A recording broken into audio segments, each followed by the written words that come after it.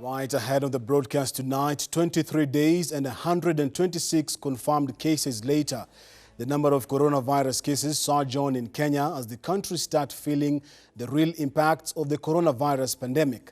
The government now saying you should wear a mask almost always, especially when you're going out, as the WHO now says that just breathing could spread the killer virus. The government also seemingly resigning to fate and says that if you don't fight COVID-19, then it is you and your children who will suffer the effects of the falling economy. And as that was going on, hero pilot Captain Kibati and the patient who succumbed to the virus in Mombasa were laid to rest today. Stick with me these 30 minutes as I fill you in on where we are on this war with COVID-19 and what it means for you. The headlines. That's Friday. Ebru Primetime News on this 4th day of April 2020 begins right now. Good evening and welcome aboard. My name is Kenneth. Kazungu. Our sign language interpreter for tonight is Joyce Werimo.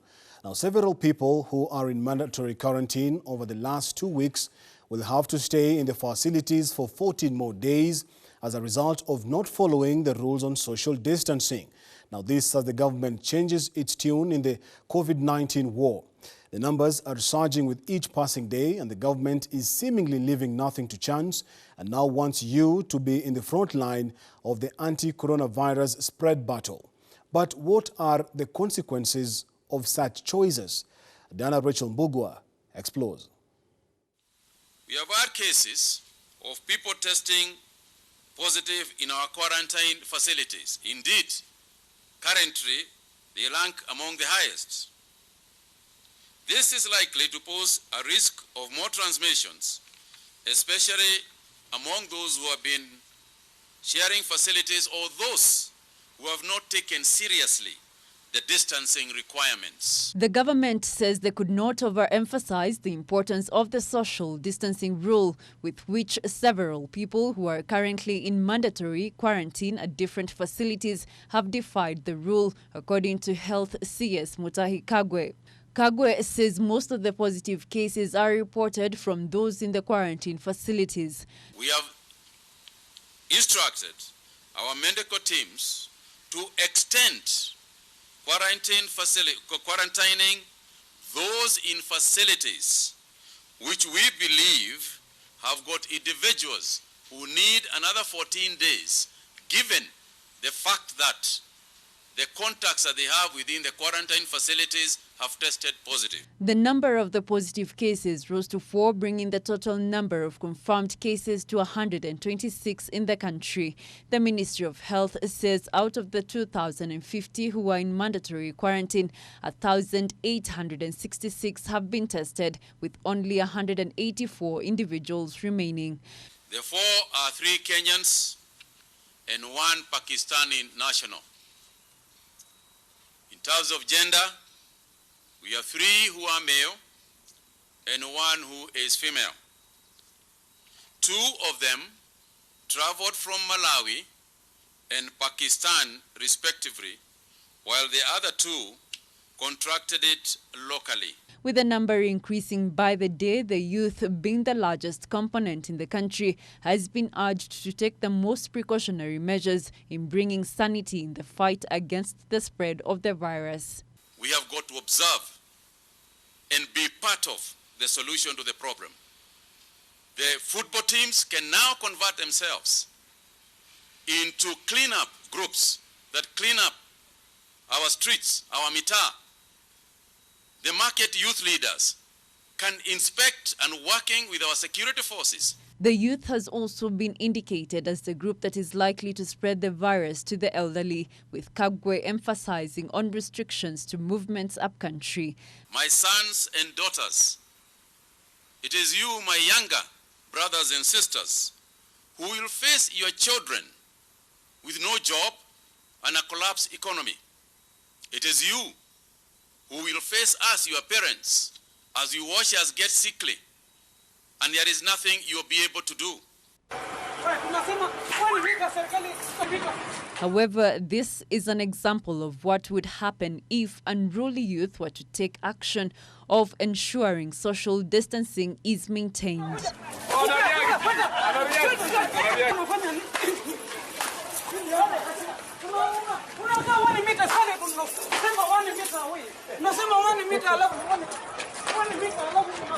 Further, those who have planned gatherings of any kind may find themselves at the wrong side of the law, with Kagwe reminding Kenyans of the implications of an invoked Public Health Act. The country has now increased the capacity to isolate more people who have been in contact with confirmed COVID-19 cases. Kenyatta University Teaching, Research and Referral Hospital with 20 people already in isolation. Diana Rachel Mbogwa, Ebru TV. Now, Kenya Airways pilot Daudi Kibati, who succumbed to COVID-19, was buried today in Kitui County. Kibati tested positive and succumbed to the coronavirus after he flew the final KQ free trip from the US to JKIA in a bid to evacuate Kenyans stranded in the US amid the coronavirus pandemic. Kibati has been eulogized by CS Kagwe as a selfless soldier who put his life on the line for his fellow Kenyans. On behalf of the government, the Ministry of Health, and myself personally, I would like to send condolences to the family and friends of the late Captain Daudi Kimuyu Kibati of Kenya Airways, who is being buried this afternoon in his rural home in Kitui. Earlier today at the Lee Funeral Home, the body of the Kenya Airways Captain Daudi Kibati, leaving for his burial in Kitui County, said to be conducted this afternoon. The 63-year-old pilot of the Kenya Airways said to have contracted the deadly COVID-19 virus while on duty. Kibati checked in at the Nairobi hospital on March 29th, complaining of difficulties in breathing, and would later test thrice for the COVID-19 infection that came out negative. But last Sunday, the results returned positive before he succumbed from the virus. Captain Kibati was the pilot who flew the last Kenya Airways flight from New York to Nairobi on Wednesday, the 26th of March, before the government's ban on international flights took effect, as one of the key measures aimed at containing the spread of the disease. Captain Kibati, together with his colleagues in Kenya Airways flight, took a major risk to go and evacuate Kenyans from America, one of the high-risk countries. KQ management confirmed of his death after serving for a long time at the airline and will be remembered for his time he served, including the last plane he flew that evacuated Kenyans from New York to Nairobi. His death brings to 4 the number of people who have succumbed to the deadly COVID-19 virus, the latest victim being a 6-year-old boy. Millie Kisenya for Ebru TV. Right, fare thee well, Captain Kibati. Our thoughts and prayers with the family and friends. To other news now, the National Hospital Insurance Fund, or the NHIF, wants its customers to register afresh for the hospitals that they want to be treated, whether or not they had done so in the past. In a notice to its customers, the health insurers say that the exercise, which began in January and was set to end March, but did do so to the onset of the coronavirus pandemic in the country. NHIF Executive Officer Nicodemus Onyango, however, says that clients would continue being served at the hospitals where they had registered to be treated.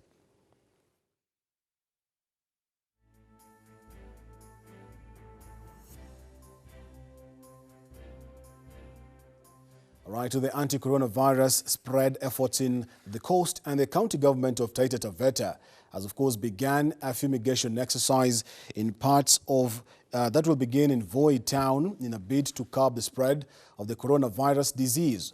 Governor Granton Samboja says that the exercise, along with people practicing good health hygiene standards and social distancing, will help curb the spread of the killer virus. Other teams in the county are conducting the same process in the 4 sub-counties of Mwatate, Wundanyi and Taveta. The exercise, which kicked off last evening, is expected to continue until Sunday evening. Lakini leo japo kumekuwa na mvua, lakini imekuwa ni mvua ya kunyesha na kutulia. Na nafikiri kwa wakati tulipoanzisha zoezi la fumigation hapa town Voi, mvua ilikuwa imetulia, mpaka sasa imetulia. na tayari tumemaliza ndani ya town.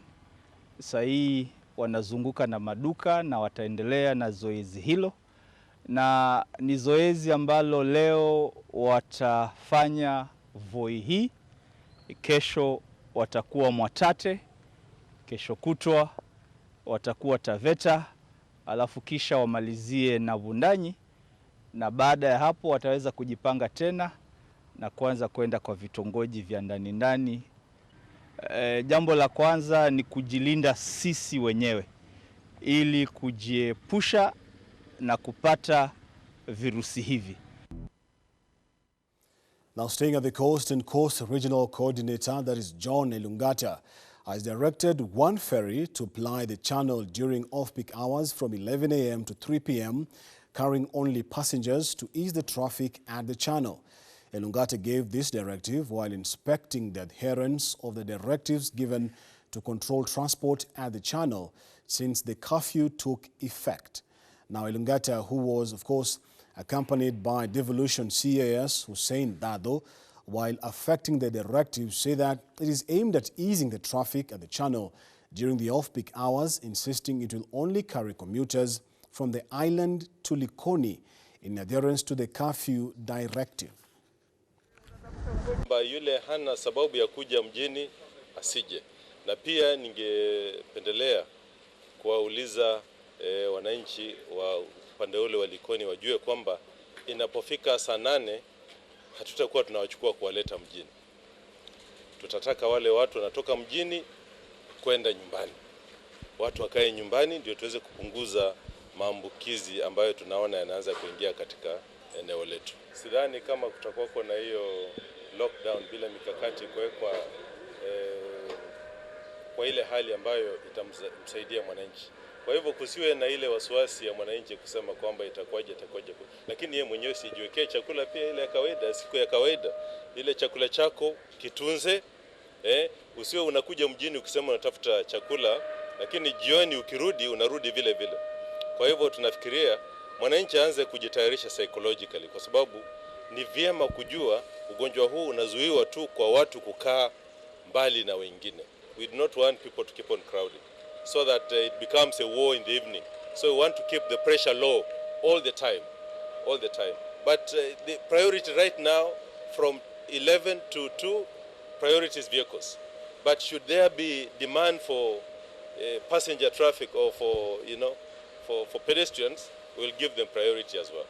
Right, from the coast to what we see as scene efforts to those apparently being done behind the scenes. And Deputy President William Ruto now says that he is working so hard with the president to combat the spread of the COVID-19 and not tending to cabbages in Sigoi as depicted on social media. Ruto says he's on top of the situation and is urging you not to panic, but be ready for stiffer anti-COVID spread measures. 21 days after the first coronavirus case was announced, the country was thrown into a spin with many questions than answers. One of the questions was, where is the deputy president? The man who, together with his lieutenants, had an opinion on each and every issue that gripped the country, appeared to be missing in action, even when his boss made public addresses over the COVID-19 pandemic. Fast forward to Friday, and the interwebs were awash with the images of the deputy president, who appeared to be busy tending to his cabbages in his Sugoi farm. The image causing a wave online, with netizens taking a swipe at the DP for not helping the government in efforts to combat the spread of COVID-19. But in a midnight tweet, the country's second-in-command stated that yes, he is busy, but not tending to his cabbages in Sugoi. While calling on Kenyans to ignore the undated picture posted on Friday, the DP capped his tweet with a picture of farmhands at his farm, similar to the picture doing rounds on social media at a cabbage plantation, saying that together with the President, Uhuru Kenyatta, and senior government officials, they are working round the clock and practical solutions on how to deal with the coronavirus pandemic. The Deputy President calling on all Kenyans not to panic and assured them that the country would pull through and overcome the disease, even as he is urging you to comply with the government directives won't include to stay at home, especially during the curfew, as well as social distancing. Ruto's midnight tweet coming as the number of coronavirus cases continue to surge, with 4 deaths reported so far. While staying at the interwebs, but on a totally different angle now, and cyberbullying refers to the use of the internet and or mobile technology to harass, intimidate, or cause harm to another person. Despite the fact that bullying is hardly a new social issue thanks to technology advancements, it has gradually evolved from the school environment and moved to social media platforms. But do you know how to effectively deal with keyboard warriors? Eric Munene now expounds. Health Cabinet Secretary Mutahi Kagwe Thursday expressed his anger over attacks on Brenda Cherotich online. I'm deeply saddened that a section of Kenyans have taken to social media to make mockery of some of these efforts. The CS, who was giving the COVID-19 daily briefing, wondered why a section of Kenyans took to social media to make a mockery of the government's efforts to raise awareness. Why would a government, in collaboration with the World Health Organization, decide to make a PR exercise with 2 innocent Kenyans? Brenda, one of the recovered coronavirus patients, was to face the wrath of Kenyans on social media, with some saying the government was using her for public relations. Cyberbullying refers to the use of the internet technology to harass, intimidate, or cause harm to another person. Many Kenyans today are either victims or perpetrators of cyberbullying, knowingly or unknowingly. When we are in a crisis as a nation, it is important for people to try and hold their emotions. I know before there has been cyberbullying, and it is not any kind of an act that I would support at any one time. Because when you talk about somebody, especially on social media, you are exposing them to a level that is traumatic. Yeah. You are actually exposing them to a level that is shameful. You are kind of, we can say, putting them as naked people out there for everybody to see, for everybody to think about. Thanks to the increased digital penetration, more and more Kenyans are using digital social platforms to communicate and interact than ever before. Some of the issues raised are sometimes genuine and are meant to question an account of events, but the message is often lost. Some things are better off for people who are emotionally stable. You cannot go on another person. So I'd also like to bring to you maybe notice that such people also need a lot of help, and it's the high time they accept. Why do you have to keep bashing somebody else? Why do you have to keep going to the negative side? And you can see people who are also very good at creating clips and memes at this particular moment. If that was your sister, if that was your brother, what would you expect? Some of the effects of cyberbullying that may affect an individual include the fear of gadgets, digital communication and social platforms, a drop in self-esteem, avoiding work and school environments, inflicting self-harm, suicidal and violent thoughts, among others. The law in Kenya has made an attempt at punishing those who cyberbully others. Section 27 of the Computer Misuse and Cybercrimes Act 2018 provides the following in relation to what it terms as cyber harassment: a person who individually or with others willfully communicates either directly or indirectly with another person or anyone known to that person commits an offense if they know or ought to know that their conduct is likely to cause those persons apprehension or fear of violence to them, or damage or loss on that person's property, or detrimentally affects that person, or is in whole or part of an indecent or grossly offensive nature and affects the person, commits an offence and is liable on conviction to a fine not exceeding 20 million shillings or to imprisonment for a term not exceeding 10 years or to both. The provision deals with the problem that is cyberbullying, but according to some law scholars, the provision is vague. They argue that the Act does not define cyber harassment, does not contextualize the crime, and also it might deny Kenyans the right to freedom of expression. The only way to tackle cyberbullying, according to some observers, is by creating awareness and promoting the importance of digital empathy and digital etiquette. All right, let's take a short break now. Sink that information in. When we come back, I'll be telling you about a landlord in Eldoret from hell. All right, welcome back and thank you for staying with us. A woman and her 1-month-old baby in Huruma Estate in Eldoret town are staring at a second night in the cold under a roofless house after their landlady removed the roof from the house in a bid to eject her for failing to pay a rent balance of 500 shillings. Vane Bosibori said that she had already paid rent arrears totaling to 3,500 shillings and had a balance of 500 that was to be paid later by her husband, who is a border rider. She said her husband is currently struggling to raise the remaining balance, only to realize that her house had been demolished. Nitaenda wapi saa hii na corona kweli? Mimi sitoki kwa nyumba, yeye arudishe mapati, corona isha, anipe miezi ya kukaa na nitoke. Hata hakuniambia notice ndio hii. Mzee yangu anafanya kazi ya bodaboda. Amekuwa akipata mapato tukilipa huyu mama mzuri. But saa hii na hii changa ya corona ndio imefanya pesa imerudi chini, watu hakuna town. So inafaa tusaidiane tenants na landlords. Inafaa watuelewe saa hii tunapitia hali ngumu, na hii ni hali ya the whole world. Si ati ni Kenya peke yake. So watu understand na si tu understand. Tukiwa na pesa tutawapea tu. Mambo ya hii ugonjwa ya coronavirus imeathiri mambo mengi sana. Inabidi aelewe kwa maana kupata pesa sasa ni ngumu. Sasa hii 500 yesi fanya hata mapati kwa nyumba alafu mtu alale nje. On the other hand, we appeal with the government. To the government, waingilie mambo ya landlords. Landlords now are chasing people out of houses na hakuna mabato. And the best way watasaidia landlords ni kupunguza hii rent. There is a tax ambayo wameimpose, waweke chini, wawaive kabisa, waitoe. And if possible, they should suspend. Wow, quite sad indeed. But all the way to West Pokot County, where residents there have breathed a sigh of relief after a female patient with symptoms similar to those of COVID-19 tested negative.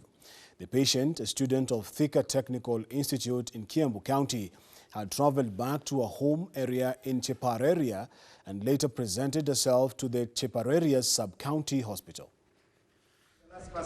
The 23-year-old patient is said to have shown symptoms of a headache, running nose, cough, joint pains with a temperature of 38.2 degrees Celsius and was immediately put into isolation for testing.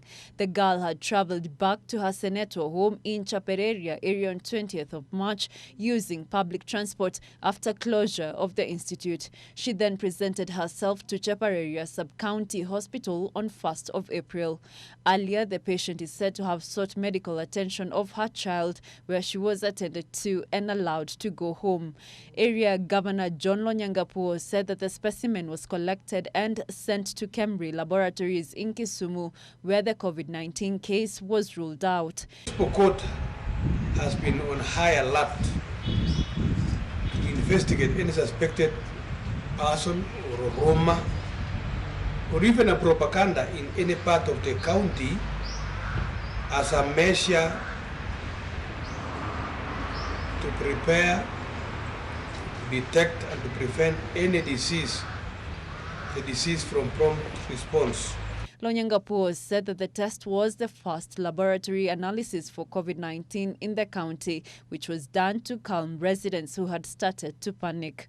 The county boss said that the county response team met after the girl showed the symptoms for 3 days. The team, the national county government based in this county, and the county government office officials led by the surveillance team. This is particularly vital because the disease has now changed from international importation to community spread in the country, meaning the disease is now spreading actively among locals. The county chief said that the county response team, led by himself as the chairman, are on high alert. West Pokot County Director for Medical Services, Dr. Norbert Abuya, said that the case is marked as closed and the patient released on Friday. Was done, the sample was taken yesterday, and good enough, the Kemri lab in Kisumu was also very efficient. Our sample was delivered at around 3 p.m. in Kisumu, and by 10 p.m. at night, we got our results back, confirming that this patient was negative. The county governor has also banned charcoal and timber selling businesses in the county to curb the spread of coronavirus. He called on travelers traveling back to West Pokot County to observe self-isolation. From county number 24, that is West Pokot, we go all the way to county number 32, that is Nakuru, where residents of a Naivasha village are facing starvation after wild animals destroyed crops worth thousands of shillings. The residents of Mirera have now warned the Kenya Wildlife Service to rein in on the animals which are straying from the nearby Mount Longonot National Park into their farms, or they will take unspecified action. The attack on the crops by the animal has been noted to be happening for years, and the situation is now getting out of hand as residents are now decrying of a looming hunger in the area. According to one of the affected farmers, they will be forced to seek for food donation from the state due to the damages caused by the animals that have since then not been contained by the Kenya WS services. Watusaidie ili tuweze kulima na kufuna badala ya kufuna wakati chakula hakijakomaa kama wakati huu mama wangeshi sasa hana chakula cha kuhifadhi kwa maana kimeharibiwa tu kabla hakijakomaa. Sasa tujui tutafanya nini kwa hii wanyama hapo nini, kwa maana mahindi karibu kuwa tayari lakini inaharibiwa, hata marege karibu kuwa tayari lakini inaharibiwa na wanyama. Sasa ile tutapeleka soko ndio tupate pesa ya kusomesha watoto, ndio hiyo yote inaharibiwa. The residents have in the past raised the alarm to the KWS, but since then, little efforts including compensation has been resolved. Sasa malipo hata ukijaza form, ukiuliza, unaambiwa pesa haitatokea. Hakuna pesa mtu nimesikia amelipo. Hii wanyama wanakuja ni nyati na sirwai ndio wanakuja usiku. Na sana wanakuja kama saa 8, saa 3 ya usiku. Na hii inaitwa nini nugu na inakuja. They now want the government to take necessary action and compensate them for the losses caused by the animals. Upon reaching out to the KWS services to confirm the havoc caused by the animals, the officer in charge declined commenting on the matter. Now staying at county number 32, and in a ramped-up campaign against the spread of the deadly coronavirus disease, philanthropists in Nakuru are calling for similar but concise awareness drivers for persons living with aural and visual disabilities.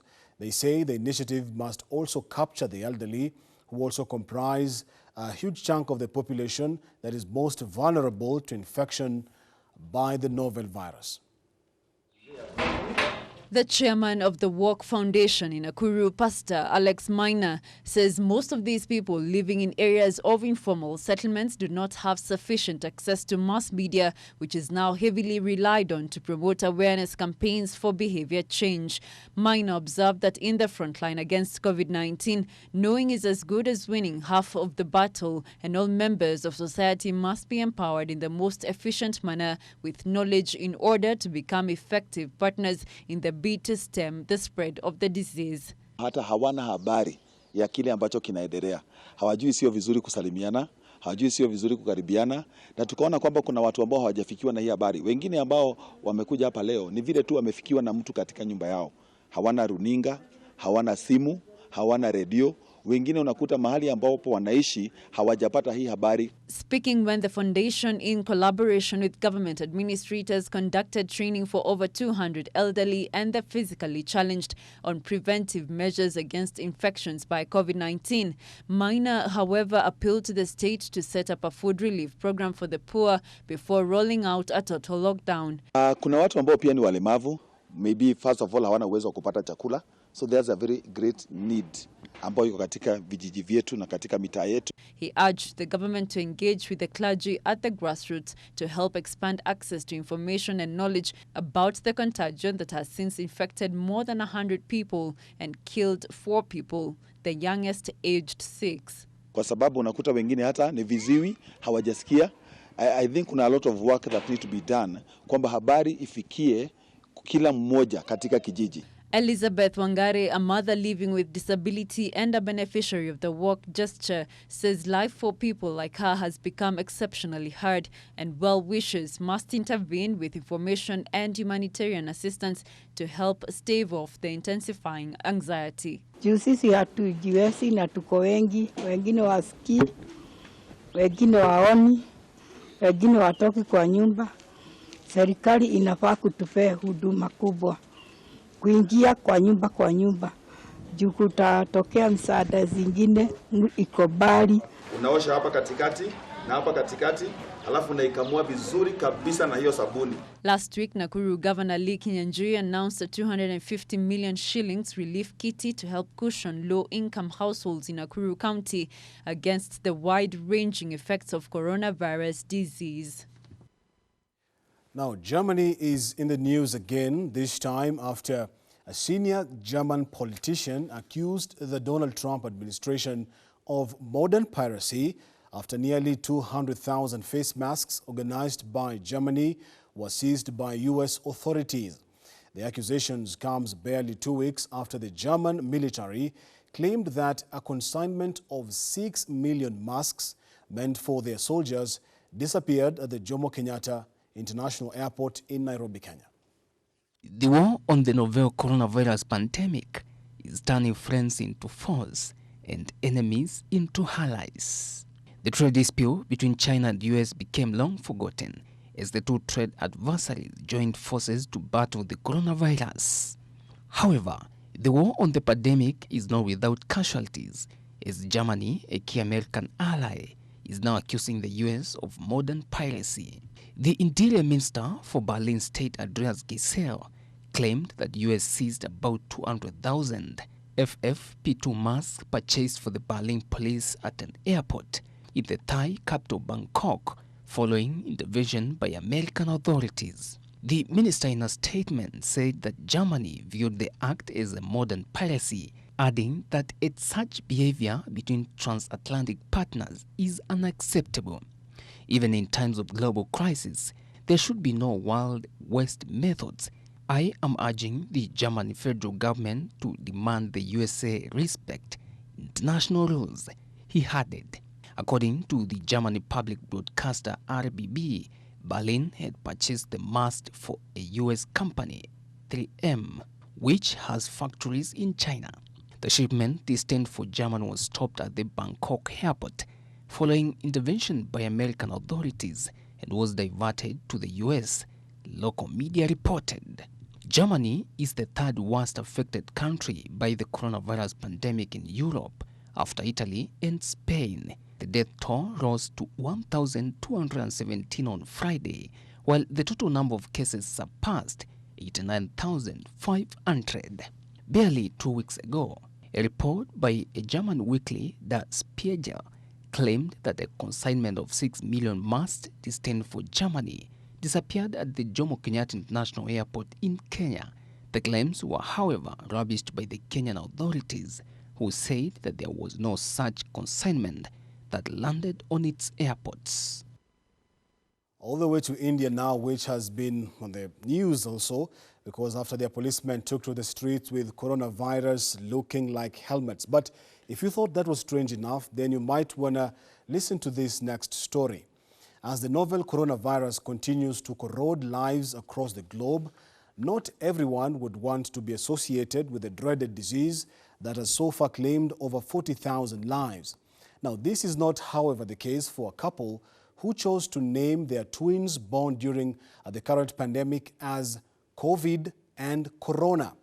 The Indian couple said the names would remind them of all the storms they weathered, including a lockdown ahead of a successful delivery of the two angels on Thursday and Friday last week.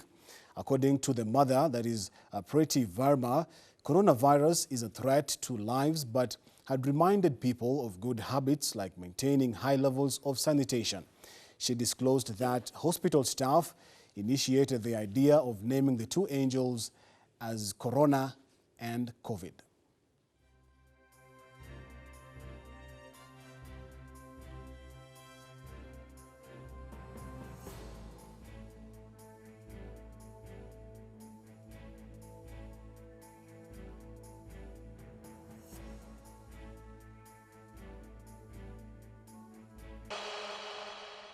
Right, one of my cameramen in studio here, Wycliffe, says he wouldn't want that kind of a thing.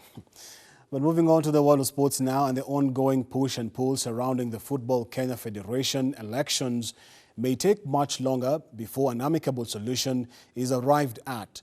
Some of the key stakeholders, who also double as Nick Mwendo's opponents, insist that the fight towards liberating for better local football governance is unstoppable.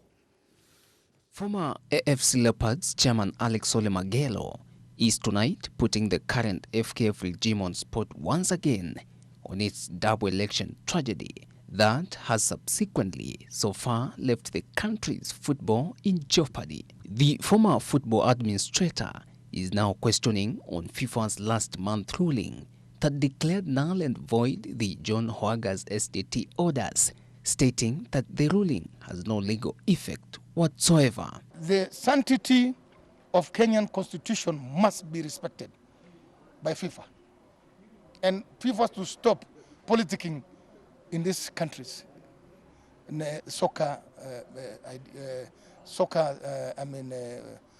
management.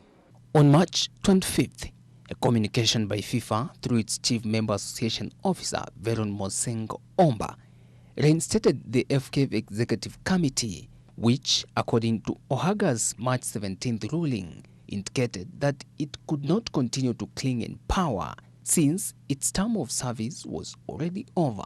This is a nation that has a constitution that governs all bodies, including Kenyan soccer. And FIFA must follow the rules and regulation of a nation. Because you can't say today SDT is good, tomorrow you say it's wrong. And I've talked about Veron. Veron is not good for African soccer in FIFA. It's not. FIFA is scheduled to meet FKF, SDT representatives and the Minister of Sports on April 6th. Mr. Mondo does not recognize us as stockholders. So who is he going to call? We don't want that meeting. What the Minister for Sports have said, it's clear, and that's what should be followed. We want a normalization committee. We don't want meetings between FIFA and Mwendwa again. Magelo and other stakeholders have vowed that they will back any process that aims at delivering a free and fair election. They are also questioning FIFA's willingness to help streamline football governance in the country. Yes, I'm running for the presidency, but only on a free and fair election, devoid of politics. That I am this Mrengo, I am this... No. Devoid of politics. Benjamin Waka, Ebru TV, Sports. So other news now on Kenya's Vincent Kipsegechi Yator, who survived a nasty accident to finish third at the Honolulu Marathon last year, has been given a 4-year ban after violating anti-doping rules. World Athletics Integrity Unit, or the AIU, had suspended Yator on October 2nd last year after having tested positive to a banned substance. Yator's urine sample taken on July 7th last year during the Gold Coast Marathon had the presence of a banned substance. The 30-year-old Yator had claimed a personal best when finishing fourth in 2 hours, 9 minutes and 59 seconds at the Gold Coast Marathon 3 months after a 7th place finish in the Vienna City Marathon.